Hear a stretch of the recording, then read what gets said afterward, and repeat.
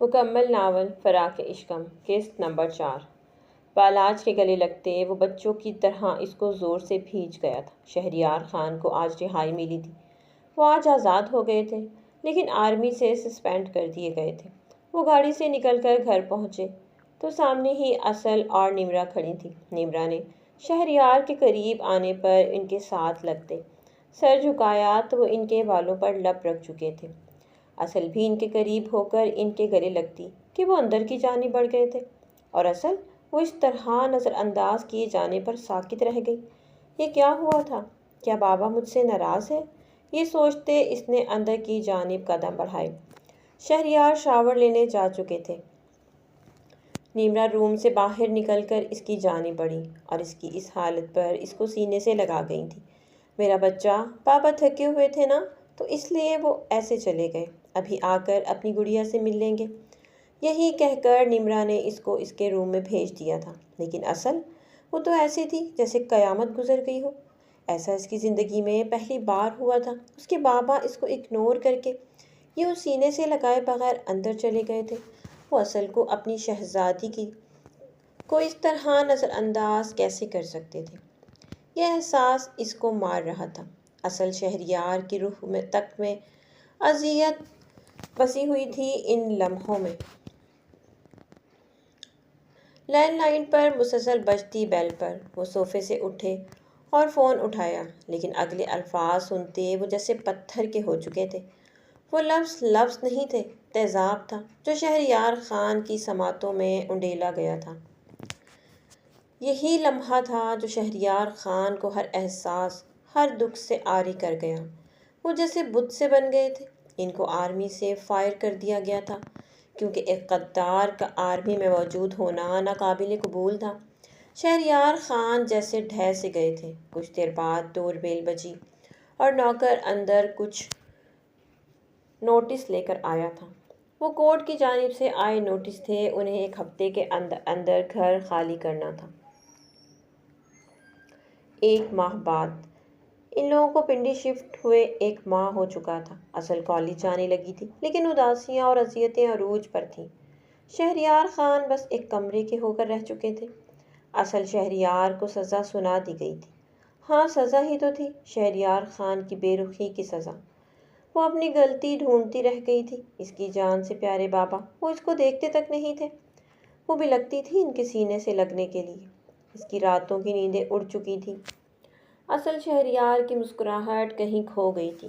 شاید اب بس وہ کسی بھی طرح اپنے بابا کی خاموشی، ان کی اس بے رخی کا پتہ لگانا چاہتی تھی۔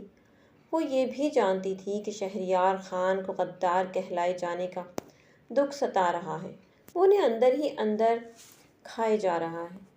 وہ عیسیٰ سے ملنا چاہتی تھی، لیکن اس کے پاس عیسیٰ کا نمبر تک نہیں تھا کہ وہ اس سے رابطہ کر سکتی۔ وہ اسے بتانا چاہتی تھی، کیونکہ اس کے پاس ہر پرابلم کا حل ہوتا تھا۔ عیسیٰ نے ایک آخری نظر گھر کو دیکھا، پھر گاڑی کو بھگا لے گیا۔ انہوں نے یہ گھر چھوڑ دیا تھا، جس سے اچھی اور بری یادیں جڑی تھیں، لیکن بالاج بلوچ کی ضد تھی۔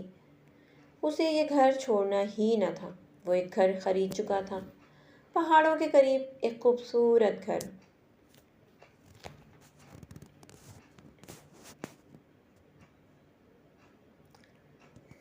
زندگی اچھی ہو یا بری ہو، ہم گزارنا چاہیں یا نہ گزارنا چاہیں، یہ گزر ہی جاتی ہے۔ ہمیں گزارنی ہی پڑتی ہے، چاہے ہماری پسند کی ہو یا نہ ہو۔ اس طرح اصل شہریار کی زندگی بھی گزر رہی تھی، لیکن اتنے عرصے میں اصل شہریار کی جیسے روح تک میں اذیت بھر چکی تھی۔ روم زخمی تھا۔ وہ بیمار رہنے لگی تھی۔ وہ لڑکی جس کے بابا اس کی طاقت تھے، اس کو سپورٹ کرتے تھے، اب جب وہ ہی اسے نظر انداز کرنے لگے تھے، وہ اس سے بات نہیں کیا کرتے تھے، اور وجہ وہ نہیں جانتی تھی۔ نمرا اور شہریار کا یہ پھول مرجھانے لگا تھا۔ اگر اسے وقت پہ توجہ اور محبت نہ ملی تو وہ شاید خزاں کو پیارا ہو جائے۔ شہریار خان کی خاموشی نمرا اور اصل دونوں کے لیے تکلیف کا باعث تھی، لیکن وہ کچھ نہیں کر سکتی تھیں۔ وہ کمرے کا دروازہ ناک کرتی اندر داخل ہوئی تھیں۔ چاند کی روشنی کھڑکی سے کمرے میں آ رہی تھی، اور وہ بالکل کھڑکی میں چیئر رکھے وہیں بیٹھے ہوئے تھے۔ ویران آنکھیں ادھورے چاند پر تھیں یا شاید آسمان پر۔ وہ ایک پل کو چونکے تھے کسی کی موجودگی محسوس کر کے، مگر پھر ویسے ہی اپنے کام میں مگن ہو گئے تھے۔ شہریار، نمرا بیگم نے انہیں پکارا تھا۔ وہ ہنکارا بھر گئے تھے مگر چہرہ نہ مڑا تھا۔ اس سے مل لیں ایک بار، وہ آپ کے بغیر مر جائے گی۔ اپنے دل کو نرم کر لیں۔ اس میں اس کا کیا قصور ہے؟ وہ تو آپ کو جان سے بھی پیاری تھی نا، تو پھر آج کسی اور کی غلطی کی سزا آپ اسے کیوں دے رہے ہیں؟ وہ اصل شہریار ہے، پھولوں سے بھی زیادہ نازک۔ وہ یہ بے رخی ڈیزرو نہیں کرتی۔ محبت کے لائق ہے وہ دن بدن مرجھا رہی ہے، اس کو ٹوٹنے سے روک لیں، میری اصل کو بچا لیں۔ رحم دل کیوں ہو گئے ہیں؟ آخر کار وہ کریں آپ کے اس کے لیے اتنے سنگ دل؟ وہی سوال پوچھ بیٹھیں جس کا انہیں ڈر تھا۔ میں نہیں چاہتا کہ وہ مجھے برا کہے۔ اگر وہ بھی مجھے وہی سمجھنے لگی تو؟ اگر اس نے بھی اپنے باپ کو وہی کہا جو سب کہتے ہیں تو؟ میں مر جاؤں گا نمرا، میں اصل کی یہ الفاظ برداشت نہیں کر پاؤں گا، اس لیے بہتر ہے اسے اپنے سائے سے بھی دور رکھوں۔ وہ میرے دل کا ٹکڑا ہے، ہمارے باغ کا پھول۔ میں بھی دور رکھوں، وہ میرے دل کا ٹکڑا ہے، ہمارے باغ کا پھول۔ میں اس کو اپنے خلاف نہیں برداشت کر سکوں گا، وہ ٹوٹے ہوئے لہجے میں کہہ رہے تھے، اور دروازے پہ کھڑی نمرا بس آنسو بھری آنکھوں سے ان کو دیکھتی لوٹ گئی تھی۔ جانتی تھی ہر بار کی طرح اس بار بھی وہ نامراد لوٹیں گی۔ کسی کے چھوڑ جانے سے آنسوں کی مالا کا دھاگا کب ٹوٹا ہے؟ تو پھر یہ سوگ کیسا ہے؟ یہ دل کا روگ کیسا ہے؟ یہ کیسی آگ لگتی ہے؟ یہ کیسا درد اٹھتا ہے کہ مجھ کو چین نہیں آتا؟ چلو ایک کام کرتا ہوں، وہ سب میں بھول جاتا ہوں۔ ہاں، میں ایک قبر بناتا ہوں کہ جس کے مقبرے پہ میں تمہارا نام لکھتا ہوں، تمہاری یادوں کے سائے میں اس میں دفن کرتا ہوں۔ چلو یہ فرض کرتا ہوں کہ تم کو بھول جاتا ہوں، مگر یہ سب ناکارہ ہے۔ تمہارے بن نہ پہلے تھا نہ اب میرا گزارا ہے۔ عیسیٰ بالاج بلوچ کا اب پہلے سے بھی زیادہ لاڈلا ہو گیا تھا۔ آج وہ اصل کے گھر گیا تھا، اصل شہریار سے ملنے لاہور گیا تھا وہ۔ لیکن پھر جو خبر اس نے سنی وہ حیران نہیں، اس کو ساکت سا کر گئی تھی۔ شہریار خان کو آرمی سے خارج کر دیا گیا تھا، وہ غدار تھے، اور یہ گھر ان کو ان کی جاب کی وجہ سے ملا تھا، سو وہ وہاں سے چلے گئے تھے۔ کہاں گئے تھے یہ بات کوئی نہیں جانتا تھا۔ عیسیٰ کو یہ سب باتیں ان کے ہمسایوں نے بتائی تھیں، پھر وہ وہاں سے لوٹ آیا تھا۔ یہ اس کے لیے ایک دھچکا تھا۔ شہریار انکل، وہ بھلا غدار کیسے ہو سکتے تھے؟ یہی سوچ سوچ کر وہ پریشان ہو رہا تھا، اور اصل اس کی کیا حالت ہوگی یہی سوچتے عیسیٰ بلوچ کو دل میں تکلیف محسوس ہوئی تھی۔ وہ اس کی دوست تھی، اس کی بیسٹ فرینڈ۔ وہ لڑکی عیسیٰ بلوچ کے لیے بہت خاص تھی، اور اب وہ تکلیف میں تھی۔ اس کی تکلیف کو سوچ کر عیسیٰ بلوچ کو اپنے دل میں درد سا اٹھتا محسوس ہو رہا تھا۔ وہ واپس گھر آ گیا، لیکن مردہ سے قدموں سے چلتا۔ جب وہ اپنے کمرے کی جانب بڑھ رہا تھا تو اسے کچھ یاد آیا تھا۔ وہ لینڈ لائن کے پاس گیا اور پاس پڑی ڈائری سے اس نے شہریار کا نمبر ملایا تھا۔ بیل جا رہی تھی اور ہر بیل کے ساتھ اس کی دھڑکن بڑھ رہی تھی۔ کچھ لمحوں بعد فون اٹھا لیا گیا تھا۔ ہیلو، اصل کی آواز گونجی تھی، اور عیسیٰ بلوچ اس آواز کو کیسے نہ پہچانتا۔ ہیلو اصل، کیسی ہو؟ اصل اس کی آواز پر مسکرائی تھی۔ عیسیٰ، تم کیسے ہو؟ بندر، وہ نہ چاہتے ہوئے بھی اس کو سوچ کر مسکرا دی تھی۔ میں آج تمہارے گھر گیا تھا، مجھے پتہ چلا۔ یہ کہتے ہوئے وہ خاموش سا ہو گیا۔ اصل کچھ لمحے خاموش رہی، پھر اس کی آواز ماؤتھ پیس پر سے گونجی تھی۔ ہم لاہور کے پنڈی شفٹ ہو گئے ہیں۔ جبکہ عیسیٰ اس کے اس جواب پر ایک دم بیٹھا۔ کیا ہم مل سکتے ہیں؟ مجھے تمہیں کچھ بتانا ہے۔ عیسیٰ کی بات سنتے اصل شہریار مسکرا دی تھی۔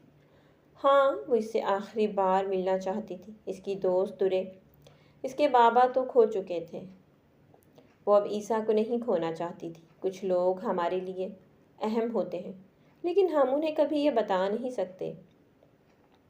کوئی مجبوری یا کوئی اور وجہ ہمیں ان لوگوں سے دور ہی رکھتی ہے، اور ہم چاہ کر بھی ان لوگوں کے ساتھ کبھی اپنے دل کی بات نہیں کر سکتے۔ انہیں کبھی یہ نہیں بتا سکتے کہ وہ ہمارے لیے اہم ہیں۔ ہم اپنی مجبوریوں کے خول میں قید، اپنے اور ان کے درمیان اجنبیت کی چھوٹی چھوٹی دیواریں ہمیشہ قائم رکھتے ہیں، لیکن بس ان کو دکھانے کے لیے اندر سے تو ہم وہی ہوتے ہیں نا، ان کی خواہش کرنے والے مگر کہ نہ سکنے والے۔ کبھی کبھی قسمت ہمیں وقت ہی صحیح لوگوں سے ملا دیتی ہے، اور جب وقت ہی ٹھیک نہ ہو تو کچھ بھی ٹھیک نہیں رہتا۔ وہ عیسیٰ بلوچ کو دوست مانتی تھی، لیکن وہ اس سے دور تھی۔ کچھ لوگوں کا ملنا قسمت میں نہیں لکھا ہوتا، اس کی قسمت میں بھی شاید نہیں لکھا تھا۔ وہ ماما کو اور بابا کو بتائے بغیر عیسیٰ سے ملنا چاہتی تھی۔ نمرہ تو کچھ نہ کہتی، لیکن شہریار سے وہ ناراض بھی تھی۔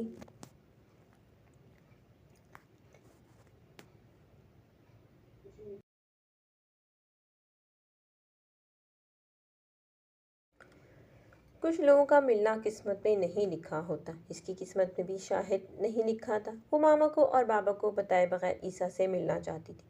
نمرہ تو کچھ نہ کہتی، لیکن شہریار سے وہ ناراض بھی تھی، اور وہ اس سے بات بھی نہیں کرتے تھے۔ اسے یہ دکھ بھی تھا، اور کل عیسیٰ سے ملنا جانا چاہتی تھی۔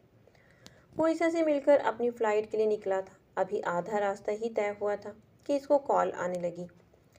کال اٹھانے پر اسے پتہ چلا کہ آج کی فلائٹ کینسل ہو چکی تھی۔ اسی لمحے بالاج کو مابیر کی کالز آنے لگی۔ مسلسل اپنے کال اٹھائی اور پھر مابیر سے بات کرنے لگا۔ اس نے اسے بتایا کہ وہ ٹیکسلا میں موجود ہے۔ وہ وقاص بلوچ کو جس فون سے ٹیکسٹ میسیجز کیے تھے اسے ٹریس کر لیا گیا ہے۔ اس کی بات سن کر وہ اسے آنے کا کہتا گاڑی موڑ چکا تھا۔ دوسری طرف عیسیٰ اسے آج اصل سے ملنے جانا تھا۔ وہ روم سے تیار ہو کر نکلا اور پھر ماما کو کام سے جانے کا کہتے گاڑی سٹارٹ کی۔ گاڑی سٹارٹ کرتا باہر نکل گیا تھا۔ اسے ٹیکسلا ہی جانا تھا اصل سے ملنے، کیونکہ وہ یہاں نہیں آ سکتی تھی۔ سفر یہاں سے زیادہ نہیں تھا، اسے 1 گھنٹہ لگنا تھا وہاں پہنچتے ہوئے۔ سفر شروع ہو گیا تھا، شاید آخری سفر یا یادگار سفر جس کا اختتام موت سے ہوگا، خواہشات اور جذبات کی موت سے۔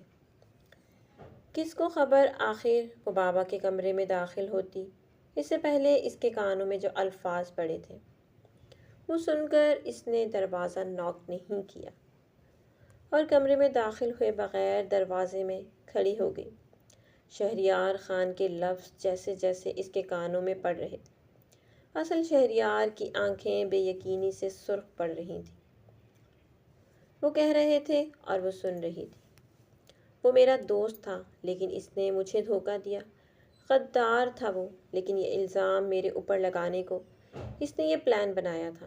دوست ایسے تو نہیں ہوتے، وہ تو دوستوں کے لیے جان دے دیتے ہیں، ان کو اپنی سانسیں دان دیتے ہیں، لیکن وقاص بلوچ، وہ مجھے یہ غداری کا الزام تحفے میں دے گیا جو عمر بھر یاد رہے گا۔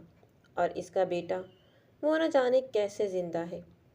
مجھ سے زیادہ اذیت ناک اور مر جانے والی حالت تھی اس کی جب وہ اپنے باپ کی غداری کے بارے میں بتا رہا تھا۔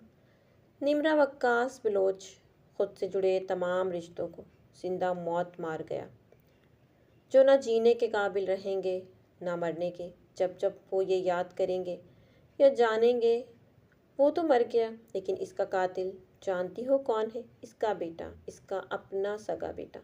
وہ اپنے باپ کو غدار کی صورت میں برداشت نہیں کر پایا۔ وہ اونچا لمبا مرد اس دن بچوں کی طرح رو رہا تھا جب اس کو علم ہوا اس کا باپ غدار ہے۔ یہ کہتے وہ خاموش ہو گئے تھے۔ اصل کے ہاتھ سے ہینڈل چھوٹ گیا، اس کی آنکھیں صدمے سے سفید پڑ گئی تھیں۔ وہ کچھ سوچے سمجھے بغیر مڑی اور پھر ہال سے نکل کر مین گیٹ کھولتے باہر نکل چکی تھی۔ وہ نہیں جانتی تھی وہ کہاں جا رہی ہے، کیوں جا رہی ہے، بس وہ جا رہی تھی۔ ایک مان تھا جو ٹوٹا تھا اپنے دوست پر سے، بھلا عیسیٰ کے بابا اس سب کے پیچھے تھے؟ ان کی وجہ سے اصل کے بابا زندگی کے رنگوں کو چھوڑ کر ایک زندان میں قید ہو چکے تھے۔ وہی تو وجہ تھے عیسیٰ کے بابا اصل شہریار کی خوشیوں کے قاتل تھے۔ وہ اس کے باپ کو اس سے چھین چکے تھے۔ وہ اس کی خوشیاں کیا تھیں بھلا؟ اس کے بابا، اس کا دوست، اس کی فیملی۔ وہ رو نہیں رہی تھی، لیکن اس کے دل میں درد اتنا تھا کہ اگر روتی تو یقیناً کبھی آنسو نہ نکلتے۔ اسے پتہ ہی نہیں چلا کہ وہ مین سڑک پر پہنچی اور کب وہ سڑک کے بیچوں بیچ چلنے لگی تھی۔ یکدم بہت تیز رفتار آتی گاڑی کے سامنے آئی تھی۔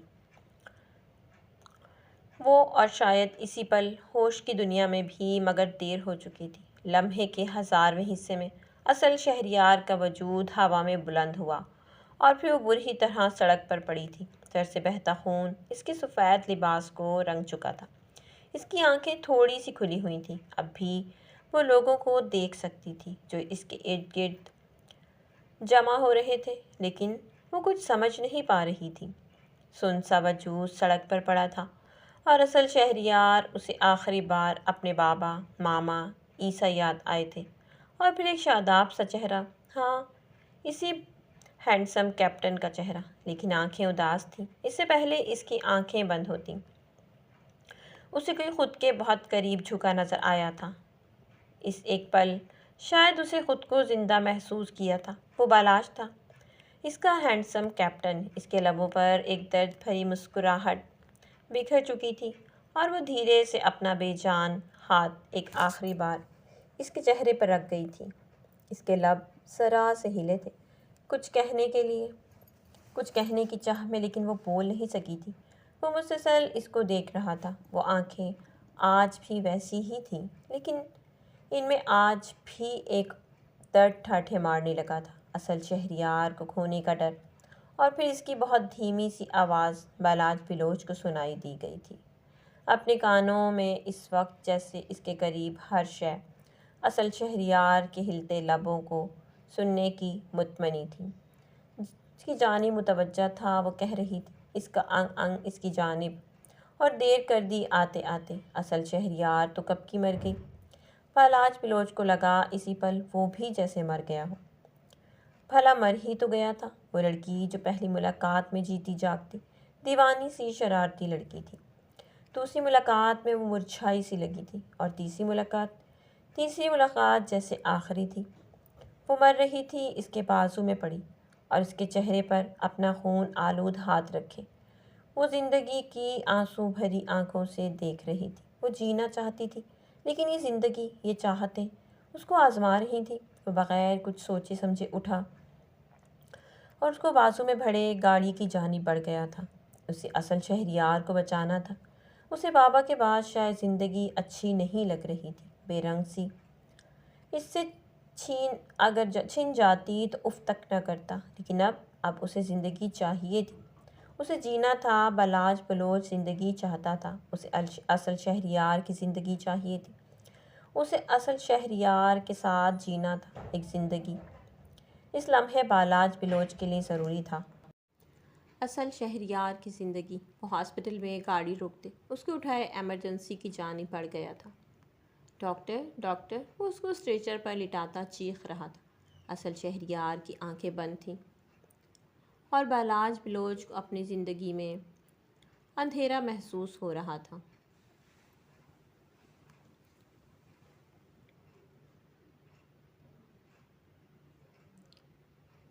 وہ موجود پتے پر پہنچ چکا تھا، لیکن وہ اب تک نہیں آئی تھی۔ وہ موبائل نکال کر استعمال کرنے لگا، مگر کچھ لمحے گزرتے ہی اسے گھبراہٹ ہونے لگی تھی۔ وہ اب تک کیوں نہیں آئی تھی؟ وہ اٹھا اور چکر کاٹنے لگا۔ وقت گزرتا جا رہا تھا اور عیسیٰ بلوچ کا دل دھڑکتا جا رہا تھا تیزی سے۔ آخر شام کے سائے چھانے لگے تھے۔ وہ نہیں آ رہی تھی اور عیسیٰ بلوچ کو یہ شام خود میں اترتی محسوس ہو رہی تھی۔ ارد گرد کوئی نہیں تھا۔ وہ اٹھا اور پھر گاڑی میں جا بیٹھا۔ شاید وہ نہیں آئے گی، کبھی نہیں، یہ کہتے وہ گاڑی کا دروازہ بند کر چکا تھا۔ وہ کہاں تھی؟ اسپتال میں تھی۔ کیسی تھی؟ ٹھیک تھی بھی یا نہیں؟ نہ جانے کتنے وہم عیسیٰ بلوچ کے ذہن پر وار کر رہے تھے، لیکن وہ خاموش تھا، اس کے پاس کسی چیز کا جواب نہیں تھا۔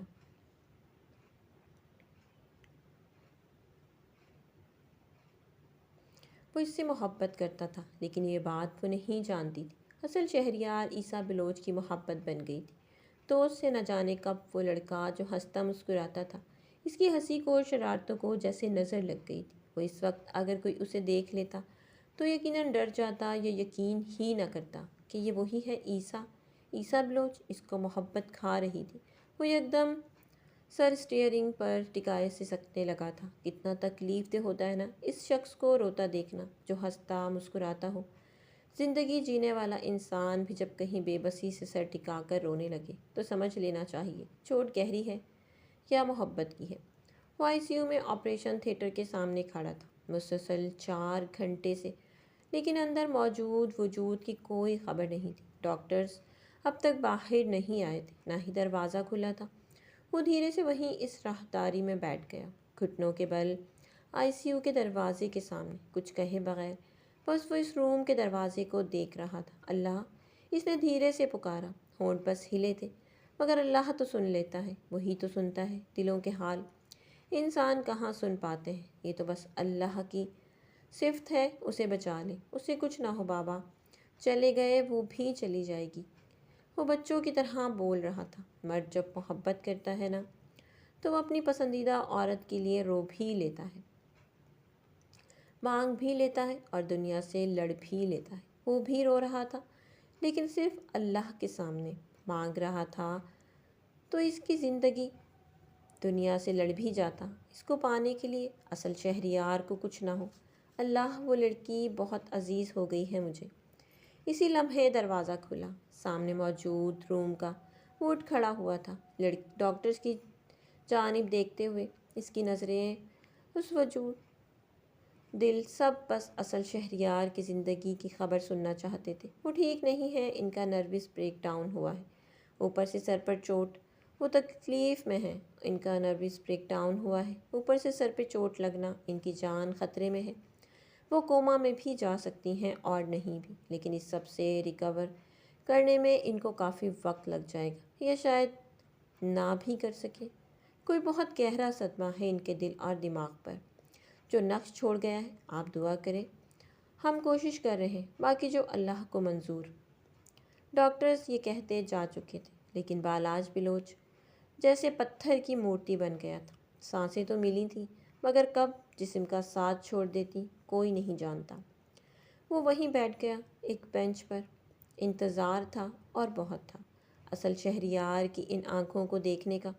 وہ چمکتی آنکھیں جو اب ویران پڑ گئی تھیں، یوں جیسے بہت سی اموات سہی ہوں انہوں نے، خوشیوں کی، خواہشات کی، دل کی، بھروسے اور مان کی۔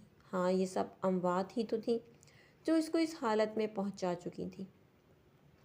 مرتے صرف انسان اور جاندار ہی نہیں، کبھی کبھی خواہشات، جذبات اور دل بھی مر جاتے ہیں۔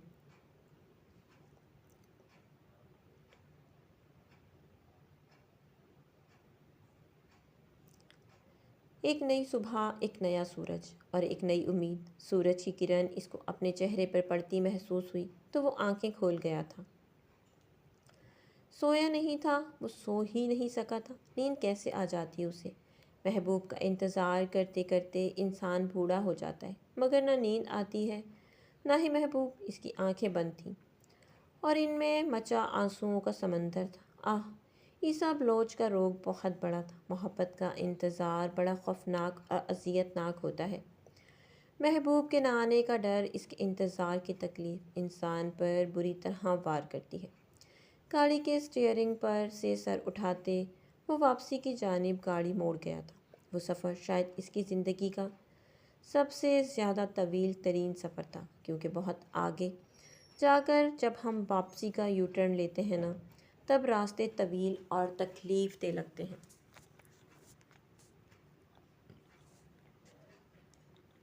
اصل نہ جانے کہاں چلی گئی تھی اور اس کو پورے گھر اور کالونی میں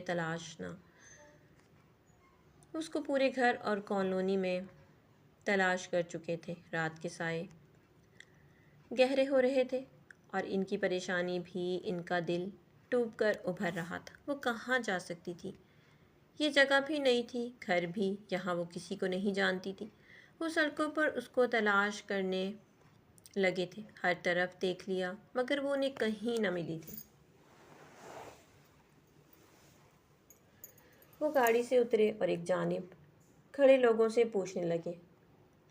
وہ بھی سڑک پر کھڑے کسی سے اس کے بارے میں پوچھ رہے تھے جب ایک بوڑھے سے آدمی نے بتایا کہ آج ایک لڑکی کا ایکسیڈنٹ ہوا تھا اسی سڑک پر، اسے اسپتال لے کر گیا تھا کوئی۔ اور ان کی بات سن کر شہریار خان دل پر ہاتھ رکھ چکے تھے۔ اللہ نہ کرے وہ اصل ہو، یہ کہتے وہ گاڑی میں بیٹھے اور اب وہ وہاں موجود ہاسپٹل میں تلاش کرنے والے تھے اپنے جگر کے ٹکڑے کو۔ کتنا تکلیف دہ تھا کسی باپ کے لیے اپنی ہی بیٹی کو یوں جگہ جگہ تلاش کرنا۔ ان پر کیا گزر رہی تھی کوئی کیسے جان سکتا تھا؟ وہ اس سے بات نہیں کرتے تھے کیونکہ وہ نہیں چاہتے تھے، وہ ڈرتے تھے کہ کل کو وہ ان سے سوال نہ کرنے لگے کہ کیا آپ غدار ہیں؟ آپ نے ایسا کیوں کیا بابا؟ اپنی بیٹی سے محبت کرتے تھے، وہ ان کی اکلوتی اولاد تھی، ایک اکلوتا پھول جو اس عرصے میں مرجھا سا گیا تھا۔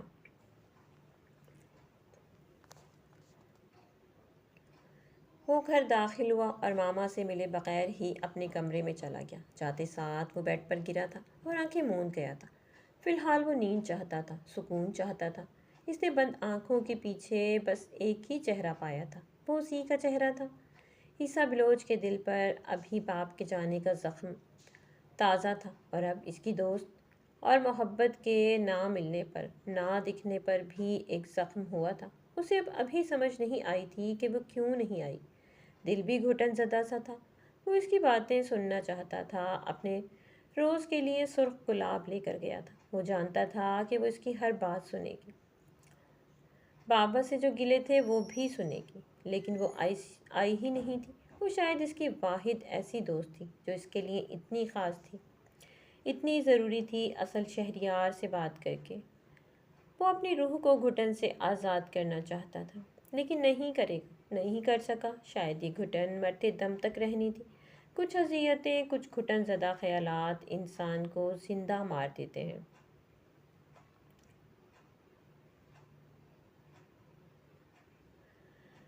اپنے سجدے سے سر اٹھایا اور پھر آہستہ سے روم سے باہر نکل گیا۔ ابھی وہ راستے میں ہی تھا کہ اسے عیسیٰ کی یاد شدت سے آئی تھی۔ وہ فون نکالتا اسے کال ملا گیا تھا۔ کچھ بیلز جانے پر کال اٹھا لی گئی تھی۔ ہیلو عیسیٰ، کیسے ہو؟ وہ اس سے پوچھ رہا تھا، اور عیسیٰ جو اذیت ہی اذیت میں ڈوبا ہوا تھا مسکرایا تھا۔ جی بھائی، آپ کیسے ہیں؟ یار کب آئیں گے واپس؟ عیسیٰ آپ کو مس کر رہا ہے۔ اس کی بات سنتے بالاج بلوچ خاموش ہو چکا تھا۔ بابا چلے گئے، آپ بھی دور ہو رہے ہیں، میں سب کو کھو دوں گا بھائی۔ اس کی آواز سن کر بالاج آہستہ سے وہیں بیٹھ گیا جہاں کھڑا تھا۔ وہ اپنے دکھ میں اپنے بھائی کو بھول گیا، اپنے جگر کے ٹکڑے کو بھول گیا، حالانکہ وہ جانتا تھا کہ عیسیٰ بابا کا کتنا لاڈلا ہے۔ وہ ابھی بالاج بلوچ اتنا مضبوط نہیں تھا کہ سب سہ لیتا۔ بابا کے بعد اس کو بالاج کی محبت بھی نہیں مل سکی تھی۔ بالاج کو آج واقعی لگا تھا کہ اس کا بھائی اس کی کمی محسوس کرتا ہے۔ وہ بہت مضبوط نہیں تھا کہ بابا کی جدائی، بالاج کی بے رخی ایک ساتھ برداشت کر سکتا۔ ہاں، عیسیٰ بلوچ بالاج بلوچ کے لیے بیٹے جیسا نہیں تھا، صرف وہ اس کا بیٹا تھا اور بھائی بھی۔ بابا کے بعد بالاج کو عیسیٰ کو ٹائم دینا چاہیے تھا جو وہ بھول گیا، اور اس کو وقت نہیں دے سکا تھا۔ ایک درد سا اٹھتا محسوس ہوا بالاج کو اپنے دل میں۔ اس کے فون کو کان سے ہٹا کر دیکھا تو کال کٹ چکی تھی۔ عیسیٰ کال بند کر کے اٹھا اور کمرے سے نکل کر بابا کی اسٹڈی کی جانب بڑھ گیا۔ اسے وہاں سکون ملتا تھا۔ اس نے اندر داخل ہو کر لاک لگایا دروازے کو اور پھر مین چیئر پر جا کر بیٹھ گیا اور آنکھیں موند گیا۔ ابھی کچھ وقت ہی گزرا تھا کہ اس نے آنکھیں کھولیں اور ٹیبل پر سامنے پڑی ڈائری کو دیکھا۔ یہ وہی ڈائری تھی جو اس دن وہ پڑھنے کے بجائے یہاں رکھ گیا تھا۔ وہ ڈائری کو اپنی جانب کرتے کھول چکا تھا۔ سامنے فرنٹ پیج پر وقاص بلوچ کا نام لکھا تھا۔ اس نے اس کا نمبر دوسرا صفحہ کھولا اور پڑھنا شروع کیا۔ وہ وقاص کی ڈائری تھی، ان کی ہی رائٹنگ بھی تھی۔ تاریخ 21 اگست 2022۔ میں وقاص بلوچ ہوں، ایک آفیسر، آرمی آفیسر، لیکن اب مجھے یہ نام اپنے ساتھ چبھنے لگا ہے۔ میری روح کو جو جرم جکڑ چکا ہے، اس کی تکلیف مجھے جسم اور دل اور دماغ پر بھی محسوس ہونے لگی تھی۔ میرا دل مجھے کوستا ہے میرے کیے پر، میرے عمل پر۔ یہ میں نے کیا کر دیا؟ کن کا ساتھ دیا؟ کیوں دیا؟ انسان کبھی بھی گناہ کرتے ہوئے مجبور نہیں ہوتا۔ ہم گناہ کرتے ہیں تو اپنے لیے کرتے ہیں، اپنے سکون اور نفس کی خواہشات کو پورا کرنے کے لیے۔ لیکن کبھی کبھی ہم یہ بھول جاتے ہیں کہ یہی گناہ ہمیں کہاں لے جا رہے ہیں۔ ہم ان گناہوں کی منزل یعنی تباہی اور جہنم بھول جاتے ہیں۔ کسی بھی کام کو کرنے سے پہلے اگر اس کے ہر پہلو کو دیکھ لیا جائے تو رزلٹ بہتر ہو جاتا ہے، مگر گناہ سے پہلے ہم سوچنے سمجھنے کی صلاحیت کھو دیتے ہیں، کیونکہ اگر یہ صلاحیت ہم رکھتے تو شاید کبھی قدم نہ اٹھاتے۔ انسان نہ بہت جلد گناہ کر کے بھول جاتا ہے، لیکن وہ جو روح ہوتی ہے نا، ہماری روح، وہ اس گناہ کو، اس بوجھ کو سہتی رہتی ہے، اور آہستہ آہستہ ہم کمزور ہونے لگتے ہیں۔ گناہ یاد نہیں رہتا، لیکن جب ایک آخری سطح پر پہنچ کر اپنا کیا گیا عمل یاد آتا ہے، تب روح پوری طرح تباہ ہو چکی ہوتی ہے۔ ہم سمجھتے ہیں کہ ہماری روح کیا چاہتی ہے، اس کو کون سا گناہ، کون سی غلطی کمزور کر رہی ہے۔ میں نے بھی یہی کیا، نفس کی مان کر چلتا رہا، مگر اب جب میری روح پوری طرح گھائل ہو چکی ہے، واپسی کے لیے راستہ ممکن نہیں ہے۔ مجھے احساس ہونے لگا ہے میں نے کیا کر دیا، میں کہاں تھا اور اب کہاں ہوں۔ دوست سے غداری، وطن سے غداری، خون سے غداری مجھے جینے نہیں دینے والی۔ میں بہت جلد جینے کی صلاحیت کھو دوں گا۔ اور بھی بہت کچھ لکھا تھا۔ وہ جیسے جیسے پڑھ رہا تھا، اس کا دل تنگ پڑنے لگا تھا۔ آنکھیں سفید پڑ چکی تھیں، خوف سے، صدمے سے، اذیت سے۔ اس کی روح کو کوئی جلا رہا تھا، اس کو گھٹن ہونے لگی تھی۔ اپنے باپ کی اصلیت جان لینا اس کے لیے کتنا تکلیف دہ تھا۔ وہ برداشت نہیں کر پا رہا تھا اس کو دماغ کی رگیں پھٹتی محسوس ہو رہی تھیں، اور اب اس کو سمجھ آ رہا تھا کیوں بالاج گھر سے دور دور رہتا تھا، کیوں وہ بابا کے پاس نہیں آتا تھا۔ جب بھی عیسیٰ بابا کی کوئی بات کرنے لگتا، بالاج بات بدل دیتا تھا۔ اس کی بے چینی بڑھنے لگتی تھی، کیونکہ بھائی جانتے تھے، وہ یہ سب پہلے سے جانتے تھے۔ وہ تو بابا سے بہت محبت کرتے تھے، انہوں نے یہ سب کیسے برداشت کیا ہوگا؟ یہ سوچتے اس کے سینے میں شدید درد اٹھا تھا۔ وہ رو نہیں رہا تھا، اس کی آنکھ سے ایک آنسو نہیں بہا تھا۔ عیسیٰ بلوچ اپنے باپ کی سچائی برداشت نہیں کر پا رہا تھا۔ اس کے دماغ میں ایک دھماکہ سا ہوا تھا، اس کے سینے میں شدید درد اٹھا تھا۔ وہ رو نہیں رہا تھا، اس کی آنکھ سے ایک آنسو نہیں بہا تھا۔ عیسیٰ بلوچ اپنے باپ کی سچائی برداشت نہیں کر پا رہا تھا، اس کے دماغ میں ایک دھماکہ سا ہوا تھا۔ شہریار انکل وہی بابا کے دوست تھے، تو کیا بابا کی وجہ سے وہ بھی یہ سب برداشت کر رہے تھے؟ اس نے اسٹڈی کا دروازہ کھولا اور جلدی سے بالاج کے روم کی جانب بڑھ گیا تھا، اور دروازہ کھول کر دیکھ رہا تھا۔ اسے ثبوت چاہیے تھے، اسے اپنے باپ کی اس غداری پر یقین نہیں آ رہا تھا۔ اور پھر وہ ایک دروازہ کھولتے کھولتے رک گیا۔ اس نے بالاج کے بیڈ کے نیچے سے اٹیچی نکالا، جس پر دھول آ چکی تھی، لیکن آج سے پہلے اس نے وہ نہیں دیکھا تھا۔ وہ اس اٹیچی کو اپنی جانب کھسکا چکا تھا، اب وہ اس کو کھول رہا تھا، لیکن اس پر پاس ورڈ تھا۔ اس نے 3 دفعہ 0 لگایا تو وہ پاس ورڈ کھل چکا تھا، اور اٹیچی کھلتے ہی اس کی آنکھیں بھی کھلی کی کھلی رہ گئیں۔ وہاں اخبار کے کٹ پیس پڑے تھے، وہاں اسٹڈیز پڑی تھیں، CDs پڑی تھیں، وہاں ہارڈ فارم میں تصویریں بھی موجود تھیں۔ اپنی تصویریں دیکھنا شروع کی تھی، ہر تصویر الگ تھی۔ کہیں اس کے بابا کسی سنسان جگہ تھے تو کبھی وہ کسی کو کچھ دے رہے تھے، کہیں وہ شہریار سے بات کر رہے تھے، کہیں وہ کسی پر گن تانے کھڑے تھے۔ عیسیٰ نے ایک CD اٹھائی اور اس کو لیپ ٹاپ پر لگا دیا، اور آخری ثبوت تھا جو اس کے باپ کو قاتل، غدار ثابت کر سکتا تھا، ایک آخری ثبوت۔ وہ ویڈیو پلے ہو چکی تھی۔ وقاص بلوچ کسی سے کال پر بات کر رہے تھے، ان کی آواز اور ان کی باتیں سنتے عیسیٰ بلوچ کا دل کیا زمین پھٹے اور اس میں سما جائے۔ کیا اس کے بابا غدار تھے، اتنے کہ اپنے ہی ملک کو بیچنے پر تلے تھے؟ اس نے سیڑھی بند کی، سب ویسا ہی کیا جیسے پہلے تھا، پھر روم سے نکل کر ماما کے پاس چلا گیا۔ اسے اپنی ماں سے ملنا تھا۔ آنکھیں اب بھی ویسی ہی تھیں، مگر ان میں موجود کرب اور اذیت بہت گہری تھی۔ عیسیٰ بلوچ کی آنکھیں خالی ہو چکی تھیں، بالکل خالی، بلینک۔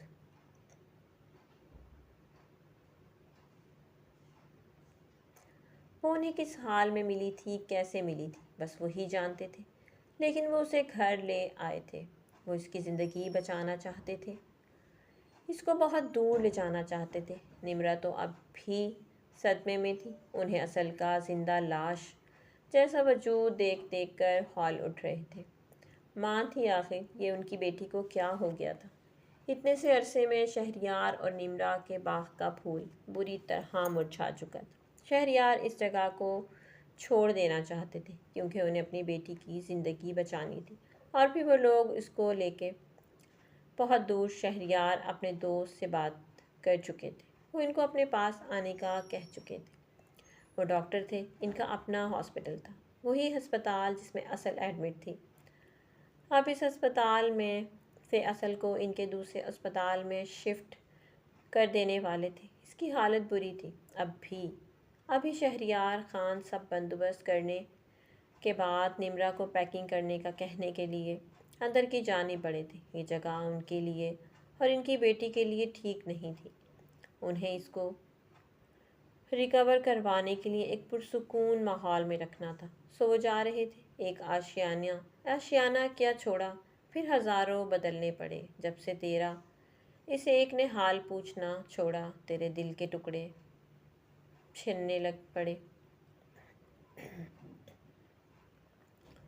وہ بغیر کچھ سوچے سمجھے گاڑی لے کر گھر کی جانب نکلا تھا۔ اس وقت اس کے جگر کے ٹکڑے، اس کے عیسیٰ کو اس کی ضرورت تھی۔ وہ ٹوٹ رہا تھا بری طرح، اور اس کے وجود کی کرچیاں بالاج بلوچ کو اپنے دل میں چبھتی محسوس ہو رہی تھیں۔ اور اصل وہ اس کو آج ہی واپس آ کر شام تک اسلام آباد کے ہاسپٹل میں شفٹ کروانا چاہتا تھا، کیونکہ وہ زیادہ دیر پنڈی نہیں رہ سکتا تھا۔ وہ لوگ اس وقت اس کے لیے بے حد ضروری تھے، ایک عیسیٰ اور دوسرے اصل۔ دونوں کی زندگیاں داؤ پر لگی ہوئی تھیں، دونوں بری طرح سے ٹوٹے تھے کہ ان کی روح نیل و نیل ہو چکی تھی۔ یہ دو وجود بالاج بلوچ کے لیے اہم تر ضروری تھے۔ اس وقت کہ اپنا دل بانٹ دیتا ان دونوں کی زندگی کے لیے۔ 1 گھنٹہ لگا تھا اسے، اور وہ گھر کے سامنے گاڑی روکتے جلدی سے اندر بڑھ گیا تھا۔ سامنے ہی ماما لان میں بیٹھی ہوئی تھی، وہ اس کو دیکھتے اس کے لیے کھڑی ہوئی تھی۔ تب تک وہ ان کے قریب پہنچ کر ان کا ماتھا چومتے ان کو اپنے ساتھ لگا گیا تھا۔ ایک وہی تو تھی جو بالکل ہی اکیلی تھی، عیسیٰ اور بالاج کا واحد رشتہ۔ اپنی عقیدت سے اپنی پیشانی پر سے چومی تو وہ رو دی تھی۔ بالاج، میرے بچے، کہاں گم ہو گئے ہو؟ نہ گھر آتے ہو، نہ ہی نظر آتے ہو۔ عیسیٰ بھی نہ جانے کہاں رہتا ہے، ابھی بھی وہ کمرے میں بند ہے۔ میں کیا کروں؟ ان کی بھرائی ہوئی آواز کو سن کر بالاج نے دھیرے سے ان کا کندھا تھپ تھپایا تھا۔ ماما، میں اسے دیکھتا ہوں۔ یہ کہتے وہ جلدی سے عیسیٰ کے کمرے کی جانب بڑھا تھا جہاں وہ نہیں تھا۔ اس نے قدم بابا کی اسٹڈی کی جانب بڑھائے، مگر وہاں بھی وہ نہیں تھا۔ تو وہ گھر میں ہی تھا، وہ گھر میں ہی، اور بس اب ایک ایسی جگہ تھی جہاں وہ ہو سکتا تھا، بالاج کا کمرہ۔ اور جو ہی وہ اپنے کمرے میں داخل ہوا، اس کے قدم جم گئے تھے۔ وہ بیڈ کے پاس گھٹنوں کے بل بیٹھا ہوا تھا، سر گھٹنوں میں دیے وہ بالکل خاموش سا تھا۔ عیسیٰ نے دروازہ آہستہ سے بند کیا تو اس کی آواز سے وہ سر گھٹنوں سے اٹھا چکا تھا۔ بھائی، اس نے بالاج کو یوں پکارا جیسے کوئی بچہ ماں سے بچھڑنے کے بعد عرصے بعد ملتا ہے تو پکارتا ہے۔ وہ لڑکھڑاتے ہوئے کھڑا ہوا اور پھر بالاج کی جانب بڑھا تھا۔ بالاج تو اپنے بھائی کی اس حالت پر اب بھی ساکت سا تھا۔ وہ یہ عیسیٰ تو نہیں ہوا کرتا تھا، یہ عیسیٰ تو جیسے کوئی زندہ لاش معلوم ہو رہا تھا۔ بالاج نے اس کے قریب آنے پر بازو کھولے تو وہ اس کے گلے لگ چکا تھا۔ وہ اب بھی رو نہیں رہا تھا، لیکن اس کے ہاتھ میں موجود بابا کی ڈائری بالاج دیکھ چکا تھا۔ تو یقیناً عیسیٰ بلوچ باپ کا سچ جان گیا۔ یہ سوچ ہی بالاج کے لیے سہانے روح تھی۔ عیسیٰ بالاج کے پکارنے پر وہ اس سے الگ ہوا اور پھر دھیرے سے وہیں بیٹھ گیا جہاں وہ پہلے بیٹھا ہوا تھا۔ آپ نے بابا کی سچائی جان لی تھی نا؟ کیسے اتنی اذیت لے کر جیتے ہیں بھائی؟ کیسے آپ نے اتنا درد اکیلے سہا؟ بھائی، عیسیٰ کے لفظ اور آواز دونوں اس کا ساتھ نہیں دے رہے تھے۔ اس کی آنکھیں، وہ آنکھیں ہر احساس سے آ رہی تھیں، سوائے اذیت کے احساس کے وہاں کوئی احساس نہیں تھا۔ بالاج اس کے پاس جا کر دھیرے سے وہیں گھٹنے ٹکا کر بیٹھ چکا تھا۔ عیسیٰ نے اپنے بھائی کی نظروں میں دیکھا تھا اور بالاج کے دل کو کسی نے مٹھی میں جکڑ لیا ہو جیسے۔ عیسیٰ اپنے پیار سامنے بیٹھے لڑکے کو پکارا تھا اور عیسیٰ نظریں اٹھا چکا تھا۔ اس بار پہلی دفعہ اس کی آنکھوں میں آنسو آئے تھے۔ اتنی دیر میں یہ کیا ہو گیا بھائی؟ ہماری خوشیاں کن اندھیروں میں گم ہو گئیں؟ اور اب شاید میں بھی انہی اندھیروں میں گم ہو جاؤں گا بھائی۔ یہ اندھیرے ہماری خوشیوں کے ساتھ ساتھ اب مجھے بھی نکل جائیں گے۔ بالاج نے اس کے کندھے پر ہاتھ رکھا تھا۔ یوں مت کہو عیسیٰ، میرا دل باہر آ جائے گا آج۔ خدا کا واسطہ ہے، یوں مت کہو، کچھ نہیں ہوگا تمہیں۔ وہ تڑپ کر اس کو بولتے، اس کا سر اپنے اس بار پہلی دفعہ اس کی آنکھوں میں آنسو تھے۔ اتنی دیر میں یہ کیا ہو گیا بھائی؟ ہماری خوشیاں کن اندھیروں میں گم ہو گئیں اور اب شاید میں بھی انہی اندھیروں میں گم ہو جاؤں گا بھائی۔ یہ اندھیرے ہماری خوشیوں کے ساتھ ساتھ اب مجھے بھی نگل جائیں گے۔ بالاج نے اس کے کندھے پر ہاتھ رکھا تھا۔ یوں مت کہو عیسیٰ، میرا دل باہر آ جائے گا آج، خدا کا واسطہ ہے، یوں مت کہو، کچھ نہیں ہوگا تمہیں۔ وہ تڑپ کر اس کو بولتے، اس کا سر اپنے کندھے سے لگا چکا تھا۔ بھائی، بابا نے یہ کیوں کیا؟ مجھے اتنی تکلیف اپنے دکھ پر نہیں ہے جتنی اس کے دکھ پر ہے بھائی۔ وہ کیسے برداشت کر پائی ہوگی اپنے باپ پر غداری کا الزام؟ وہ کتنا روئی ہوگی، تڑپی ہوگی۔ اور اس سب کی وجہ کون تھا؟ میرے بابا، عیسیٰ بلوچ کے بابا۔ وہ صرف دوست نہیں، محبت بھی تھی۔ اس لڑکی نے کتنی اذیت جھیلی ہوگی، وہ سہ نہیں پائے گی۔ جب وہ یہ جانے گی تو مر جائے گی۔ بھائی، اگر ہو سکا تو اس کو میری سانسیں دے دیجیے گا بھائی۔ میری زندگی شاید اور نہیں ہے، لیکن وہ جی لے، وہ خوش رہے۔ یار بھائی، عیسیٰ بلوچ کو اس کے باپ کی سچائی نے مار دیا، یعنی اس کے باپ نے ہی مار دیا۔ بھلا اتنا بھی بد نصیب ہو سکتا ہے کوئی؟ میری طرح؟ میری محبت، میرے مان، میرے غرور کو میرے ہی باپ نے چکنا چور کر دیا۔ میں اپنے بابا کو کبھی معاف نہیں کر پاؤں گا۔